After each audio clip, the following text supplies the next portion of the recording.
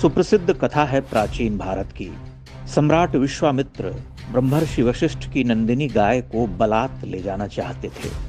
उन्होंने अपने बाहुबल और विशाल सैन्य बल से सारे प्रयास कर लिए, किंतु उन्हें ब्रह्मर्षि वशिष्ठ के ब्रह्मदंड के आगे झुकना परास्त होना पड़ा।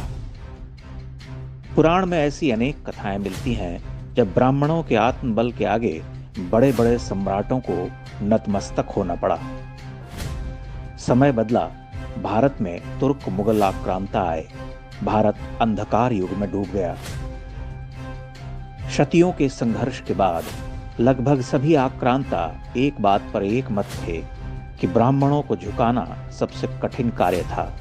वे मानते थे कि अगर ब्राह्मण बड़ी संख्या में धर्मांतरित होने लगे तो हिंदू समाज को पूरी तरह से गुलाम बनाना आसान हो जाएगा। वह प्रतिरोध केवल ब्राह्मणों का ही रहा हो, ऐसा भी नहीं। क्षत्रियों ने शतियों तक अपने रक्त से हिंदू धर्म की रक्षा की। कथित छोटी जातियों में अगणित महावीर हुए, लेकिन वर्णाश्रम में ब्राह्मणों को सबसे ऊपर इसीलिए रखा गया था कि वे नैतिक शक्ति में अतुल्य थे। काल का पहिया आगे बढ़ा, अंग्रेज आए, भारत पद्दलित हुआ, लेकिन अंग्रेज भी यही मानते रहे कि भारत में ईसाई धर्मांतरण के उद्देश्य में सबसे बड़ी बाधा ब्राह्मण है।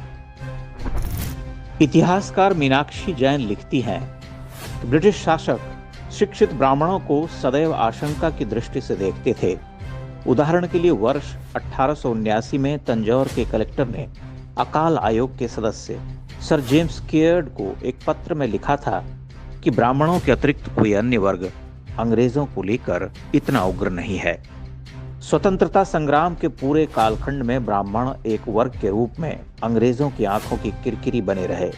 सीआईडी की ऐसी असंख्य रिपोर्ट्स हैं जिनमें राष्ट्रीय आंदोलन के सभी स्तरों पर ब्राह्मणों की भागीदारी की बात कही गई है। एक पर्यवेक्षक के शब्दों में, यदि कोई एक समुदाय अंग्रेजों को भारत से निकालने का श्रेय ले सकता है तो वह ब्राह्मण थे। ब्रिटिश राज की गोलियों से जो लोग मारे गए उनमें लगभग 70% ब्राह्मण थे। वे बार बार इस बात को दोहराते हैं कि दरिद्र से दरिद्र ब्राह्मण भी आत्माभिमान में सम्राट से कम नहीं। तुर्कों के आगमन से 1500 वर्ष पहले सिकंदर ने भी दांड्यायन नामक ऋषि को झुकाना चाहा था। दांड्यायन ने कहा था कि सिंधु की हर हरा कर बहती जलधारा का एक बिंदु मात्र भी मेरे कहने से नहीं रुकता, तो मैं किसी नरपति का आदेश कैसे मान सकता हूं। आज जब समय समय पर वामपंथी विचारधारकों को ब्राह्मणों के विरुद्ध विश्वमन करते हुए देखते हैं तो हमें समझ लेना चाहिए कि उनका कष्ट क्या है। हम ब्राह्मणों को लाख गाली दें, किंतु ब्राह्मणों के बिना भारतवर्ष की कल्पना की जा सकती है क्या? वामपंथी जो मूलतः हिंदू संस्कृति के बैरी हैं, उनके नकारात्मक प्रचार तंत्र के सबसे बड़े शत्रु ब्राह्मण हैं। आप ध्यान दें कि वामपंथियों को सबसे अधिक घृणा प्राचीन भारत की महान संस्कृति से ही क्यों है? वह निरंतर हिंदू धर्म को नीचा दिखाने का उपक्रम करता रहता है। पिछले 100 वर्षों का इतिहास लेखन देखिए, वह ब्रह्म स्वरूप आदि शंकर से लेकर महाकवि तुलसीदास को ही अपना सबसे बड़ा बैरी क्यों मानता है? वामपंथियों की बेचैनी इन दिनों बहुत बढ़ गई है। वे षड्यंत्र के लिए वैश्विक स्तर पर प्रयास कर रहे हैं, लेकिन सफलता नहीं मिल पा रही। राजसत्ता से दूर हो जाना एक महाकष्ट है।